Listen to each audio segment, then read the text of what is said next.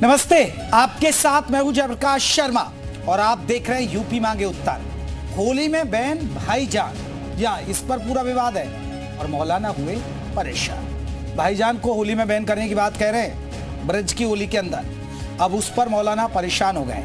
आज इसी मुद्दे पर हम बात कर रहे हैं। महाकुंभ में मुस्लिमों की एंट्री पर जमकर विवाद हुआ था, आपको याद होगा।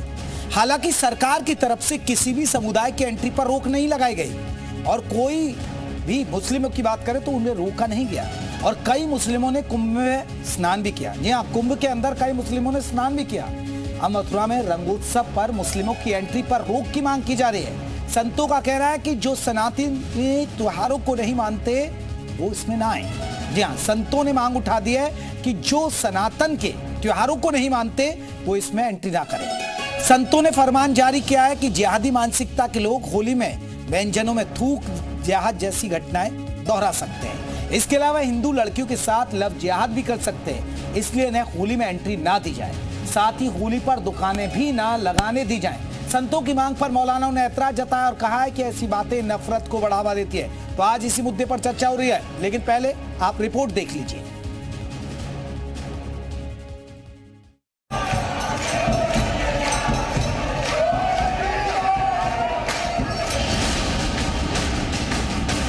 मुस्लिमों के प्रवेश को का बहिष्कार करते हैं कि वो रंग आदि बेचने का काम और होली से संबंधित जितनी भी वस्तुएं हैं उनको बेचने का काम या उसमें प्रवेश करने का प्रयास न करें। इस तरह की बातें करके समाज के अंदर नफरत घोल रहे हैं लोग।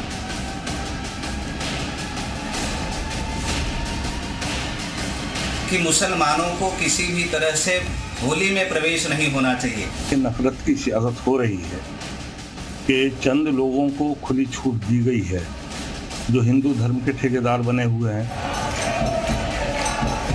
होली पर्व है, इससे इन अलगाववादियों को, जिहादियों को अलग रखा जाए। भाईचारे को, आपसी स्वाद को बहुत नुकसान होगा, ऐसा नहीं होना चाहिए।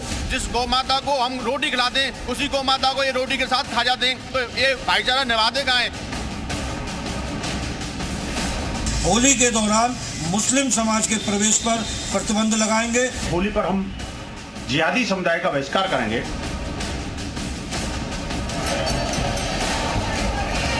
होली के पर्व पर भी वृंदावन क्षेत्र में हिंदुओं के सभी उत्सवों में मुसलमानों की एंट्री प्रवेश बंद कर देना चाहिए। तो हम अब पूरी तरह से पूरा संत समाज उनका विरोध करते हैं।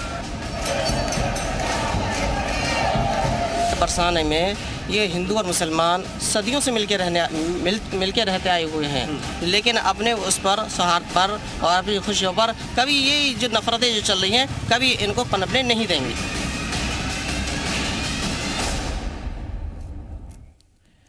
तो होली में बैन भाईजान, मौलाना हुए परेशान। तो आज के महत्वपूर्ण सवाल जिसके इर्द गिर्द चर्चा होने जा रही है, कुंभ वाला फॉर्मूला ब्रज होली में चलेगा क्या? जैसे साधु संतों ने वहां मांग की, तो ये फॉर्मूला ब्रज की होली में चलेगा? होली में मुस्लिमों का क्या काम? ये पहला ही सवाल है। जब वहां मुस्लिम मानते ही नहीं है, मनाते नहीं, तो उनका क्या काम है? मुस्लिमों की एंट्री बैन से क्यों परेशानी? मुस्लिमों की एंट्री बैन से क्यों परेशानी? होली में मुस्लिमों की बैन की मांग सही या गलत? ये भी एक बड़ा इशू है। क्या ये मांग सही है या गलत? त्योहारों पर हिंदू मुसलमान क्यों हो रहा है? ये त्योहार है, हिंदू मुसलमान क्यों किया जा रहा है बेवजह? तो आज हम तमाम पहलुओं पर बात करेंगे। हमारे साथ कई खास मेहमान होंगे, लेकिन आपको बता दें अभी हमारे साथ शहाबुद्दीन बरेलवी हैं, मौलाना हैं, वो हमारे साथ जुड़े। शहाबुद्दीन बरेलवी जी, बहुत बहुत स्वागत है। शहाबुद्दीन बरेलवी जी, हम पहले भी चर्चा कर चुके हैं इस मुद्दे पर, क्योंकि लगातार अब साधु संतों की तरफ से लगातार बयानबाजी आ रही है कि नहीं, किसी को एंट्री हम बैन करेंगे, और भी बाबा कूद रहे हैं उसमें। ये ठीक है? देखिए मोहतरम, जिस तरह से तमाम साधु संत लोग बयान दे रहे हैं और मुसलमानों की एंट्री पे बैन लगाने की बात कह रहे हैं, यही लोग आज होली के मेले की बात कर रहे हैं, कल कुंभ के मेले की बात कर रहे थे। ये एक सोच मुजफ्फरनगर से उभरी है। जब कांवड़ यात्रा चल रही थी तो कांवड़ यात्रा के दरमियान वहां के उस वक्त के एसएसपी ने ये ऐलान किया था कि सब जितने भी ठेले वाले हैं, खोंचे वाले हैं, ये लोग अपना नेम प्लेट लगाएं। उसके बाद में और आगे बढ़कर के सहारनपुर के एसएसपी ने भी यही अमल करते हुए दिखाया, फिर हरिद्वार के भी एसएसपी ने अमल करके यही दिखाया। फिर ये चलन जब चला तो कुछ लोग फिर सुप्रीम कोर्ट गए और सुप्रीम कोर्ट में इसके खिलाफ रिट जब दायर की तो सुप्रीम कोर्ट ने एक बहुत अच्छा फैसला दिया कि ये गलत तरीका है और इसमें तफरीक होती है, और जो भी जहां भी कहीं भी पूरे हिंदुस्तान का रहने वाला है, हिंदुस्तान में कहीं भी दुकान मकान लगा सकता है, मकान खरीद सकता है, रह सकता है। उसके बाद फिर जो है बैकफुट पे आ गए और ये आदेश जो है एसएसपी दोनों जिलों के जिन लोगों ने दिया था उन्होंने वापस ले लिया। फिर उसके बाद में कुंभ के मेले से अखाड़ा परिषद ने सबसे पहले शुरुआत की। फिर उसके बाद अखाड़ा परिषद के साथ में हाँ मिलाते हुए और दूसरे जो साधु संत हैं, नागा संन्यासी हैं और भी जो हिंदू तंजीमें हैं, उन लोगों ने भी इसकी सहमति दी और सहमति देते हुए हाँ मिलाया और कहा कि मुसलमान यहाँ पर कुंभ के मेले में कोई दुकान उकान न लगाएं और ना आए। तो ये इस तरह का जो चलन चला है, ये चंद लोग पूरे माहौल को खराब कर रहे हैं और जो हिंदू मुसलमान मिलजुल करके रहते आए हैं वो इसमें। शाहबुद्दीन जी आज जो आपने ठीक कहा कि कहां से चलन चला, क्यों हुआ, आप पूरी हिस्ट्री में गए और आपने बताया, लेकिन आपको नहीं लग रहा रिजवी साहब ये नौबत आई क्यों? क्योंकि कुछ चीजें आई सामने तो ये आज नौबत आई। ठीक है, मैं आपकी बात समझ गया कि किन लोगों ने इस तरह की नौबत लाई है। तो आप देखिए करोड़ों लोगों में कोई भी कम्युनिटी है, मैं मुस्लिम कम्युनिटी हो या हिंदू कम्युनिटी हो या सिख हो, कोई भी हो, और या हम अपने परिवार अपने खानदान की बात कर लें या आप अपने खानदान परिवार की बात कर लें, 100 लोग अगर हैं एक परिवार में तो 100 के 100% लोग जो है वो अच्छे नहीं हो सकते। उनमें से कोई न कोई जरूर ऐसा बदअखलाक होगा, बदतमीज होगा, बदतहजीब होगा, जो अपने बड़ों की बात नहीं मानना होगा, जो अपने मजहब के उसूलों पे नहीं चल रहा होगा, जो कानून को अपने जेब में रखता होगा। तो 100% लोग सही नहीं हो सकते। फिर कौम बदनाम तो होती है ना, फिर हर जगह नहीं कौम बदनाम हो जाती है ना, फिर हर जगह जी कौम तो बदनाम होती है ना सर फिर। हाँ देखिए, हमने जो आपको याद होगा हमने बराबर आपके साथ में बातें की हैं, गुफ्तगू की है और डिबेट का मैं हिस्सा रहा हूं बराबर। हमने कभी भी इस तरह गलत काम करने वालों का समर्थन नहीं किया, इनकी हिमायत नहीं की, हमेशा हमने मजम्मत की और ये कहा खुले मंचों से बराबर हम ये कहते रहते हैं, कोई भी शख्स हो, चाहे छोटा हो या बड़ा हो, रिक्शा चलाने वाला हो या हेलीकॉप्टर चलाने वाला हो, अगर वो गलत करता है, बिल्कुल गलत करता तो गलत है। चलिए शिशिर चतुर्वेदी जी हमारे साथ जुड़े, प्रवक्ता हिंदू महासभा के, उनको जोड़ लेते हैं। चतुर्वेदी साहब बहुत बहुत स्वागत। चतुर्वेदी साहब देखिए, हम बात कर रहे हैं कि पहले महाकुंभ में एंट्री बैन की गई, मुस्लिमों को लेकर साधु संतों ने मांग उठाई और अब ब्रिज की होली के अंदर मांग उठ रही है। क्या आपको लगता है ये सही है? क्योंकि रिजवी साहब कह रहे हैं कि ये कहीं ना कहीं आपसी भाईचारे को खराब करने वाले बयानबाजी हो रही है।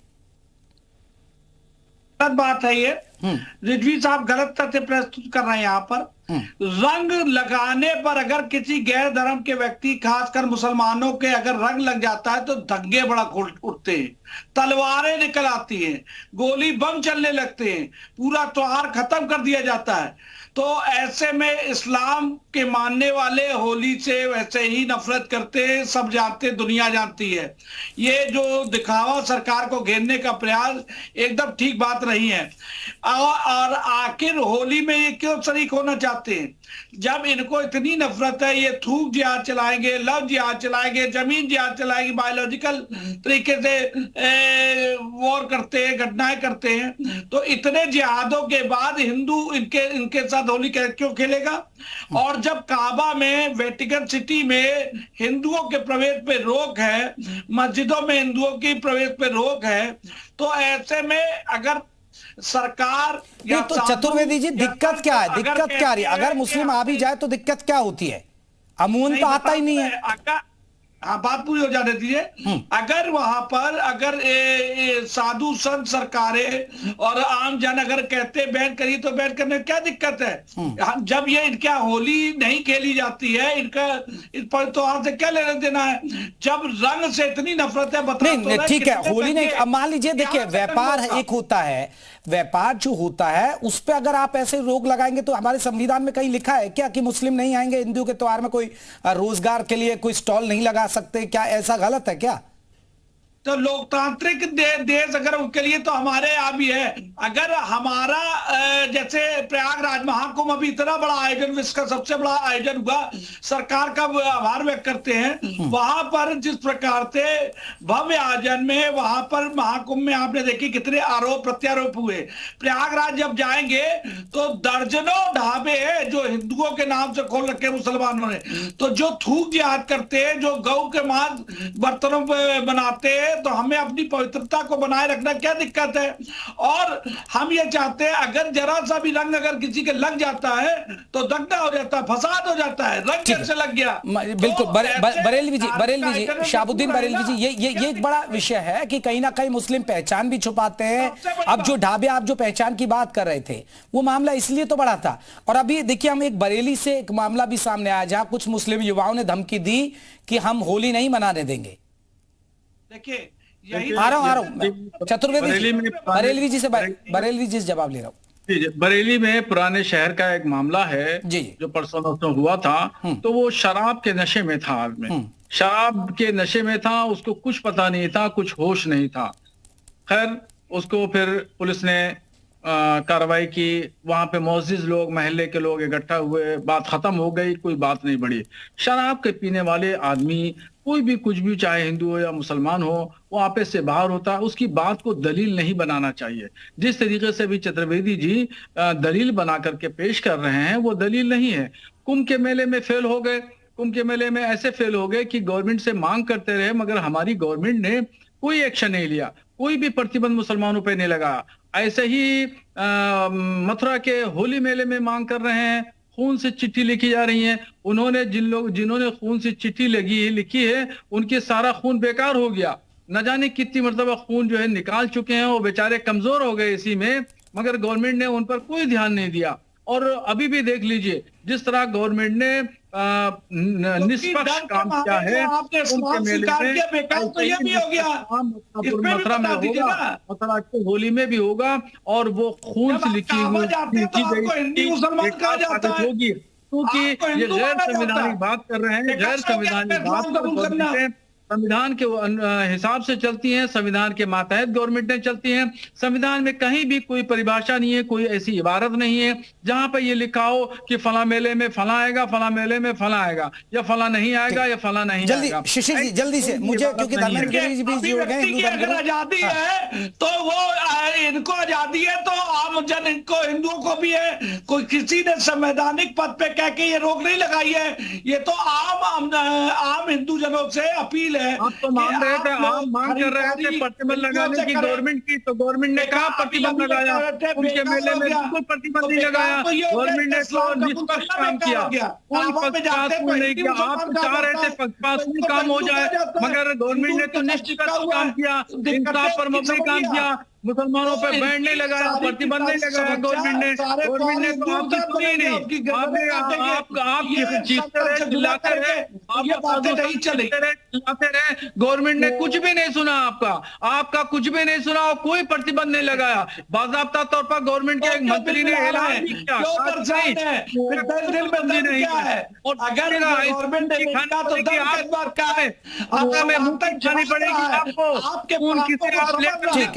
ठीक है शाहबुद्दीन जी मैं लौट रहा हूँ, शिशिर जी लौट रहा हूँ, रुकिए शिशिर साहब, रुकिएगा शाहबुद्दीन जी, रिजवी साहब रुकिए, मैं धर्मेंद्र गिरी है, हिंदू धर्मगुरु, उनको भी जोड़ लेता हूँ चर्चा में।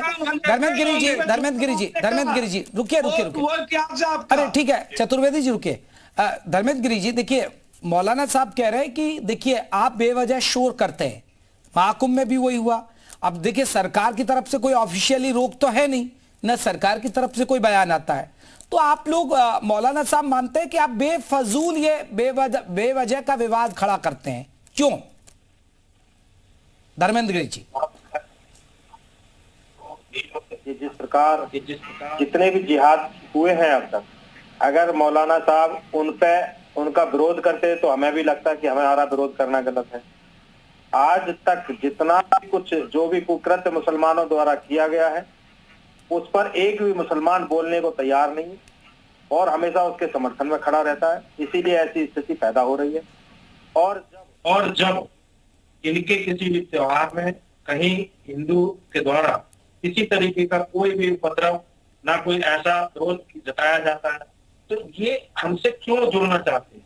इनको क्या समर्थन हमसे चाहिए होता है? एक तरफ जब इनके कुरान में लिखा हुआ है कि जो इस्लाम को नहीं मानेगा वो काफिर है, जब हम काफिर हैं इनके लिए, तो ये हमसे क्यों जुड़ना चाहते हैं? क्यों बार बार आकर इस तरीके का, हमारे जब भी कोई फेस्टिवल आता है, कोई पर्व आता है, तो उसका ये अपनी जो टीआरपी बटोर कर एक बताना क्या चाहते हैं? इनको तो अगर कहना है तो हमारे समर्थन में बोलना चाहिए। जैसे कि बात है, ठीक है, अभी ये कह रहे हैं मौलाना कि सरकार ने कुछ नहीं किया। सरकार कहाँ तक रोकेगी? सरकार का क्या, सरकार तो संवैधानिक है, लेकिन बात जब हिंदू और मुसलमान की आ रही तो हिंदू तो अपना काम करेंगे ही ना। हिंदुओं को तो आगे आना होगा ना। तो आज हिंदू आगे आया है तो मुसलमान पीछे हटने की तैयारी कर रहा है ना। आज मुसलमान पीछे हटा है, अन्यथा तो कुंभ में कसर नहीं छोड़ते। अगर हिंदू जागृत ना होता, हिंदू ये सब ना करते, तो अब मुसलमान डर के रह रहा था ना। हमने कितनों के आधार कार्ड चेक किए, भले वो मुसलमान निकला, लेकिन शांति के साथ रहे ना, उपद्रव तो नहीं बचाया ना। तो हिंदू अपनी रक्षा करना खुद जानता है। यहाँ सरकार का, संविधान का कोई सवाल ही नहीं उठता है। और सरकार सबके लिए है। सरकार तो सबका साथ सबका विकास कर देंगे। कुंभ के अंदर हमने देखा है कि लेकिन धर्मेंद्र जी पहले महाकुंभ, फिर वो अभी देखिए ढाबों के नाम पहचान को लेकर, ठीक है, किसी ना किसी कुंभ में कोई ना कोई ऐसा लोग होते हैं, ऐसे निकलते हैं, और इस तरह के वीडियोस भी आए, इसमें कोई गलत नहीं है। और देखिए लव जिहाद के मामले हैं, नाम बदलते हैं। अब चाहे वो गरबा में होता है, जब गुजरात में इस तरह की बात आती है तो गरबा के अंदर बहुत सारे वाक्या भी आए, होता है। लेकिन जब हर तीज त्योहार पर हिंदू मुसलमान होगा, क्या ये सही है? ये देश हित के लिए है सही? नहीं, देश हित के लिए बिल्कुल ठीक नहीं है, मैं मानता हूँ। लेकिन क्या चोरी छुपे इन्हें ये सब करना ठीक है? इनको अगर आना है सामने तो अपनी पहचान छुपाने की आवश्यकता क्यों है? अगर इनके मन में चोर नहीं है तो अपनी पहचान छुपाने की इनको आवश्यकता ही नहीं है। आए सामने, फिर क्या दिक्कत है? आपने लगाया अपना नाम, जो भी इनका नाम है दुकान के आगे, ये हिंदुओं का सहारा लेकर अपना व्यापार कर रहे हैं। व्यापार के लिए हिंदू आ गए, धर्म के लिए ये आगे आ जाएंगे, तो ऐसा नहीं होगा। तो रिजवी साहब, सुना आपके हिंदू धर्म गुरुओं का जो डर है, वो ये डर है, पहचान छुपा लेते हैं आप। देखिए धर्मगिरी साहब को जानकारी नहीं है, मैं उनको बताऊं। जो जिहाद की बात कर रहे थे, मुखालफत की बात कर रहे थे, उनको ये सोचना चाहिए, समझना चाहिए, और वो जो मैं बताऊंगा उसको सर्च करके देख सकते हैं नेट पे। जब कन्हैया लाल की हत्या हुई तो जिन लोगों ने हत्या की उन लोगों के खिलाफ हमने फतवा जारी किया। लव जिहाद के मामलात आ रहे थे, उसके खिलाफ हमने फतवा जारी किया। हमने कहा कि मौलाना साहब, फिर तो आप मान रहे हैं ना कि सच्चाई है, और ये डर इसीलिए तो इन हिंदू धर्म गुरुओं में घुसा हुआ है। ये एक आदमी, ये नहीं, ये जो कह रहे हैं, एक आदमी की वजह से पूरे समाज को कटघरे में नहीं खड़ा किया जा सकता। अगर मैं नोएडा की बात करूं, नोएडा में एक गैर मुस्लिम परिवार था, और गैर मुस्लिम परिवार था तो उसकी नौकरानी थी गैर मुस्लिम, वो खाना बनाती थी। वो पेशाब में क्या नाम, आटे में मिला करके पेशाब के रोटी बना देती थी, और उसकी वजह ये थी कि उसकी मालिकन से झगड़ा चल रहा था, उस जिद में वो करती थी। मगर कभी भी हम जुबान पे नहीं लाए। इस तरीके से बहुत सारे वीडियोस मिल जाएंगे जो वो ठीक है मौलवी साहब, लेकिन अभी ज्यादातर वीडियोस में तो मुस्लिम भी निकले ना। नहीं, नोएडा में गैर मुस्लिम परिवार था, और जो बाकी मेरठ में जो परिवार निकला वो मुस्लिम था, मगर हमने उसका समर्थन नहीं किया। हमने कभी समर्थन नहीं किया। हमेशा हमने जो है तरजीह की, हमने मजम्मत की। करने के लिए आपकी कोई मुहिम ऐसी नहीं है कि जो मुसलमानों के लिए जागरूकता के लिए काम करें। खराब कर रहे हैं हर जगह, क्यों झगड़ा करना चाहते हैं? किस लिए, क्या है, क्यों बंटवारा करना चाहते हैं? एक बार बंटवारा हो चुका है, अब पहले उसी को पूर्ण कर लिया जाए। अब और बंटवारे करने की कंडीशन नहीं है। अब तो भारत का हिंदू जागरूक हो चुका है और हिंदू अपने लिए लड़ाई लड़ रहा है, संवैधानिक रूप में लड़ाई लड़ रहा है। अयोध्या की लड़ाई लड़ी गई, संवैधानिक फैसला आया, काशी की लड़ाई लड़ी जा रही है, मथुरा की लड़ाई लड़ी जा रही है, बहुत जल्द फैसला आने वाला है। चढ़ाने की बात कर देंगे, और अगर आप बात करें गैर संवैधानिक तो कोई बात नहीं, आपके लिए जायज है। अरे ये तो अपने संभालिए ना, को देखिए, आप अपने आप को संभालिए, आप अपने मुसलमानों को संभालिए। आक्रोशित होने की आवश्यकता नहीं है, सत्य को स्वीकार कर लें, क्योंकि अब जो संविधान में जो फैसला आने वाला है वो हमेशा जो सत्य है होगा। सत्य को स्वीकार करने की क्षमता अंदर होनी चाहिए। आप अपने युवाओं को बताएं कि सत्य को स्वीकार कर लेना चाहिए। जिस दिन भारत का मुसलमान सत्य को स्वीकार कर लेगा, उस दिन देश में शांति व्यवस्था कायम हो जाएगी। से रिश्ते जोड़ने की मैं लौट रहा हूँ, मैं मौलाना साहब मैं लौटूंगा। शिशिर चतुर्वेदी जी, एक बड़ा सवाल है। ठीक है, आपने अमूमन देखा, आप ठीक है, आप कह रहे हैं भाई आपने अपना डर बता दिया, स्वाभाविक है वो डर, इस तरह की घटनाएं। लेकिन बहुत सारे वाक्य हो, चाहे वो मेरठ में हो, बरेली में थूक जिहाद की बात हो, गाजियाबाद में कई बार आया इस तरह के मामले, तो बहुत बार मामले सामने आ रहे हैं। लेकिन आपको नहीं लग रहा है चतुर्वेदी साहब, अगर हम होली देखें तो कहां आपको मुस्लिम नजर आता है? मुझे तो बहुत कम नजर आता है। मैं तो कई दफे ब्रिज की होली गया हूं, तो ऐसा नहीं है कि बहुत ज्यादा, वहां ज्यादातर हिंदू ही होते हैं। और जो मौलाना साहब कह रहे हैं कि ये तो फिर बेवजह ही अल्लाह हो रहा है, तो ऐसा करें, इनसे कहिए ईदगाह वहां से हटा ले और वहां जो हमारी भगवान श्री कृष्ण जन्मभूमि है वो छोड़ दे, चले जाए। लेकिन नफरत है ना। एक लाइन में आप समझ लीजिए कि अभी अभी ताजा घटना घटी बांग्लादेश में, हिंदुओं को तिलक लगाने पे, हिंदू की पहचान होने पे मारा गया, काटा गया। इनको हिंदुओं से नहीं तकलीफ है, इनको यहूदियों से दिक्कत है, इनको जो ईसाइयों से दिक्कत है, इनको बौद्धिस्टों से दिक्कत है, इनको सिखों से दिक्कत है। गुरु गोविंद सिंह के बच्चों की शहादत ले ली, किस प्रकार से पृथ्वीराज चौहान के साथ किया। ये काले इतने इतिहास बटे पड़े दुनिया में, हर देश में, हर कौम से जहां जहां ये लड़ रहे हैं। और तो और छोड़िए, जिस देश में ये रहते हैं जो इस्लामिक मुल्क है, वहां पर ये शिया सुन्नी के नाम पे लड़ रहे हैं, देवबंदी बरेलवी के नाम पे लड़ रहे हैं, 72 फिरकों में लड़ रहे हैं। यहाँ लखनऊ में, यहाँ पर आप देखिए शिया सुन्नी के जो दंगे होते थे, भाजपा सरकार ने रुकवा दिए, वरना रोज मारकाट होती थी। मतलब सारी पुलिस फोर्स इनके आपस में न लड़ जाए, इनकी रक्षा। तो लड़ना इनकी फितरत में, थूक के खाना खिलाना इनकी फितरत में, जो इनका पवित्र काम है। तो ऐसे थूक के खिलाने वालों से तो दूर रहने में हमारी भलाई है ना। और कोई संवैधानिक पद पे बैठा व्यक्ति नहीं कह रहा है, ये साधु संत कह रहे हैं। साधु संत हमारे धर्म के क्षेत्र के पद प्रदर्शक है। तो ब्रज का तो मैं स्वयं रहने वाला हूं, तो ब्रज में कैसे क्या होता है मुझे सब मालूम है। अगर हम कह रहे हैं हमें इनके साथ होली नहीं मनानी है, यही बात तो ये पहले कहते थे कि कोई भी मुसलमान रंग नहीं लगाएगा, इस्लाम से खारिज हो जाएगा। लेकिन मेरा एक सवाल है, एक चतुर्वेदी साहब, मेरा एक सवाल है, फिर मैं मौलाना साहब रुक करूंगा। चतुर्वेदी साहब, होली क्या मैसेज देता है? होली तो कहता है कि जो पुराने गिले शिकवे हैं, जब रंग गुलाल अबीर उड़ता है तो सारे गिले शिकवे करके लोग एकजुट होता है। ये तो एकजुटता का एक त्योहार है ना। आप दूरियां बढ़ा रहे हैं के लिए नहीं है। हाँ, चारा नहीं बनेगा बिंदु, हाँ। भाईचारा के लिए मनाया जाता है। लेकिन इनके साथ नहीं, जो सरतन से जुदा की बात करते हैं, जो कमलेश तिवारी को मारते, जो कन्हैया की गर्दन काटते, धोखे से कपड़ा सिलवाने जाते हैं, गर्दन कलम करते हैं, तो ऐसे महादुष्टों रिजवी साहब जवाब देंगे। और नहीं बनेगा। चतुर्वेदी जी से मेरा एक सवाल है और धर्मगिरी जी, दोनों लोगों से मेरा एक सवाल है, मेरे सवाल का जवाब दे दें। जब कुंभ का मेला चल रहा था तब मैंने एक लेटर लिख करके सबको बताया था, तमाम लोगों को, तमाम धर्म गुरुओं को मैंने कहा था कि एक मैं ये सकारात्मक बात कर रहा हूँ, पॉजिटिव नजरिए से इसको आप लें। देखिए, मैंने ये कहा था कि इस वक्त जो सबसे अहम इशू है हमारा, वो है बांग्लादेश में अल्पसंख्यकों के साथ में जुल्म और ज्यादती। कुंभ का मेले में करोड़ों लोग आए हुए हैं, पूरी दुनिया से लोग, यहाँ पे एक रेजोल्यूशन पास होना चाहिए और प्रयागराज से वो आवाज उठे जो ढाका तक सुनाई दे।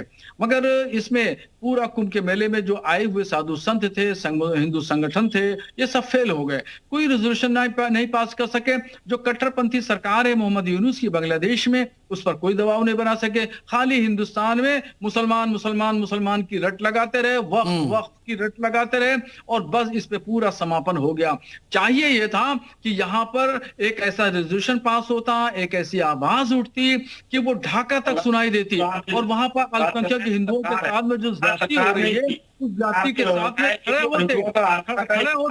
ये मैंने आपको बताया, मगर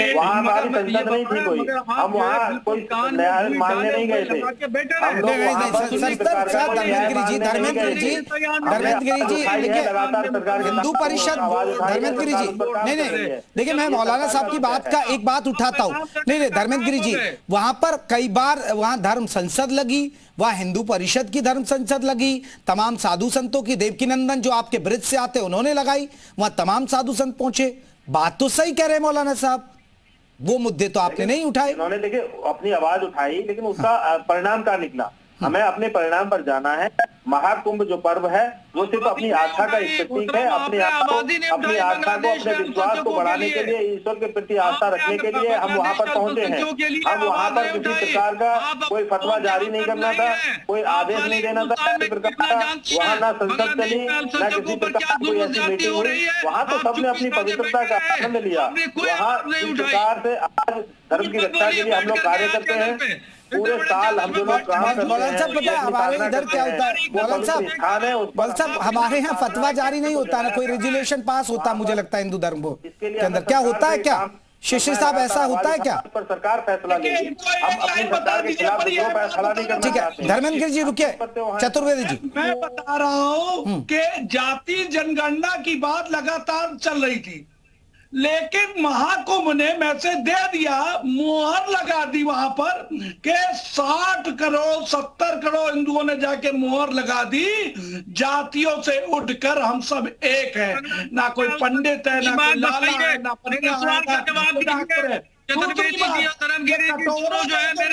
जो बांग्लादेश पर जवाब मांग रहे हैं चतुर्वेदी जी। दुनिया में इनको बांग्लादेश पे जो मेरा सवाल है उसका जवाब दीजिए। इनकी एकता कितनी है? काबा का रिकॉर्ड टूट गया, वेटिकन का रिकॉर्ड टूट गया। चतुर्वेदी जी वो सवाल पूछे बांग्लादेश पर, बता दीजिए आप। आपके पास जवाब नहीं है मोहतरम, आपके पास जवाब नहीं है, जवाब नहीं है आपके पास, इसलिए जवाब नहीं देना चाहते। बता दिए कुछ को बोल चिल्लाते रहिए, रनिंग कमेंट्री करते रहिए, आपके काम हो गए। जो है वो झूठ बोल रहे हैं, जो गुमराह कर रहे हैं। आप अल्पसंख्यक हिंदुओं वहाँ पर अपनी भक्ति के साथ वहाँ पर स्नान करने गया था, तो उस आवाज को आप उठा देते, आपने उठाई क्या आवाज? क्या आपके अंदर मानवता नहीं है? आपको आवाज उठा लेते, हिंदू आवाज ना उठा पाया इस कार्य को आप कर देते। जताना चाहते हैं, भड़काना चाहते हैं, आप भड़काने का प्रयास कर रहे हैं। हिंदुओं के साथ नहीं गए, अल्पसंख्यक हिंदुओं के साथ आप क्यों व्यवहार कर रहे हैं? हिंदुस्तान में आप जुबान खुल रही है, हिंदुस्तान की गाली देते हुए बात किया गया है, कितनी बार पत्र लिखे गए, सरकार का विषय है, विश्व के कल्याण की बात। चलिए सुनिए, मैं धर्मेंद्र गिरी जी वो ठीक है, मैं उसी मुद्दे पर आता हूं। धर्मेंद्र गिरी जी अब इससे क्या हल होगा? क्या हल होगा कि भाई मुस्लिमों की एंट्री बैन होगी? क्या समाधान है और क्या हल हो जाएगा?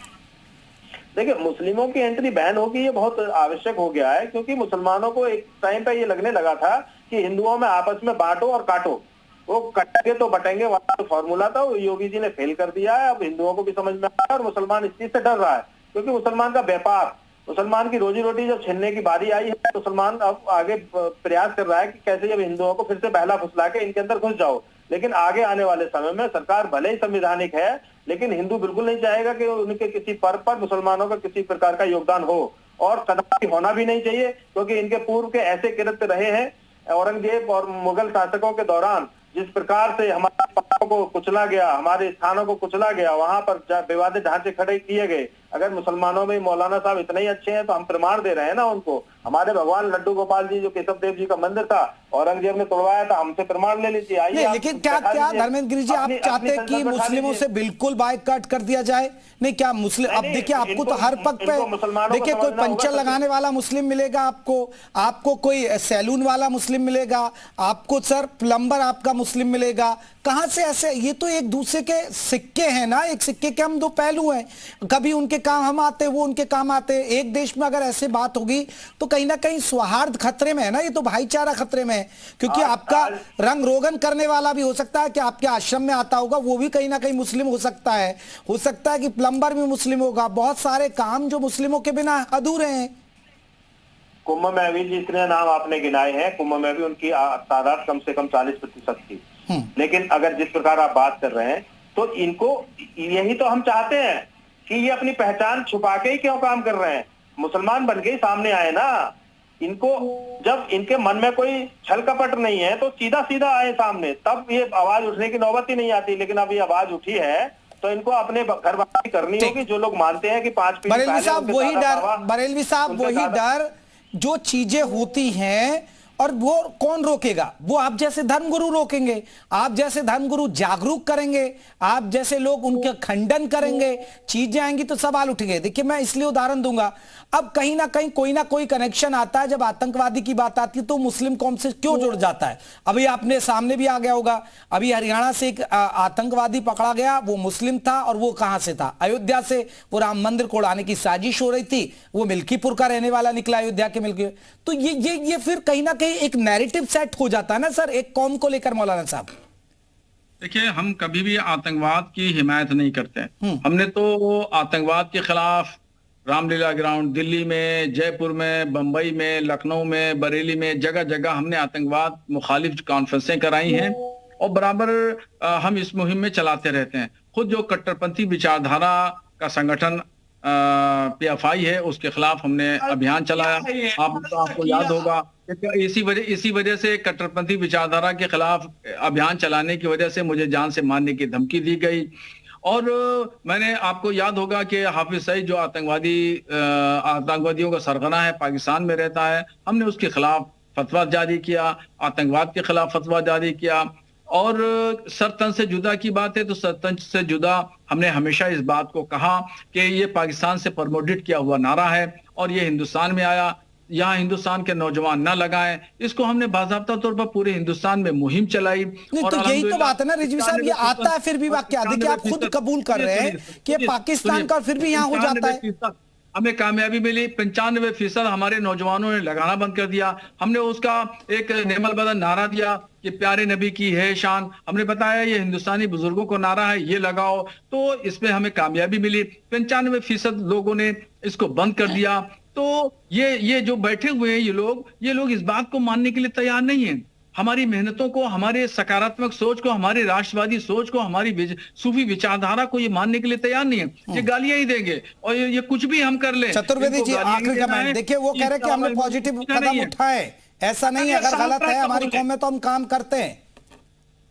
सूफी विचारधारा की दरगाह अजमेर, सबसे बड़ा सेक्स स्कैंडल, धर्मांतर का खेल, लव जिहाद का भाव, सबसे बड़ा खेल यहीं से हुआ। सूफी 100 विचारधारा है धर्मांतर की, एक बात। दूसरी बात, जब इस्लामिक लोग कट्टरपंथ की तरफ बढ़ सकते, जब ईसाइयत के लोग कट्टरपंथ की तरफ बढ़ सकते, तो अब 10% देश का हिंदू जाग रहा है। और ये लोग जो कटोरा लेके इस्लामिक राष्ट्रों में जाते हैं, मदरसा और मस्जिदों के नाम पे पैसा लाते हैं, तो अब इनको मस्जिदें और मजारे और दरगाहें और ये सब जो बना दिया इन्होंने मदरसे, वहां से जो आतंकवाद की फैलाने की जो शिक्षा दे रहे थे, अब उसके खिलाफ सनातन की आवाज उठी है।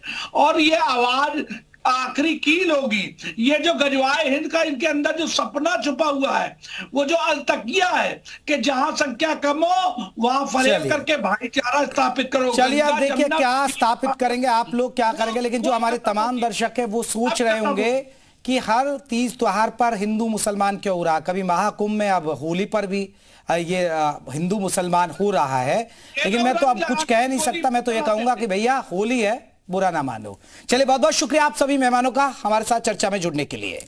एक छोटे से ब्रेक के लिए रुक रहे हैं।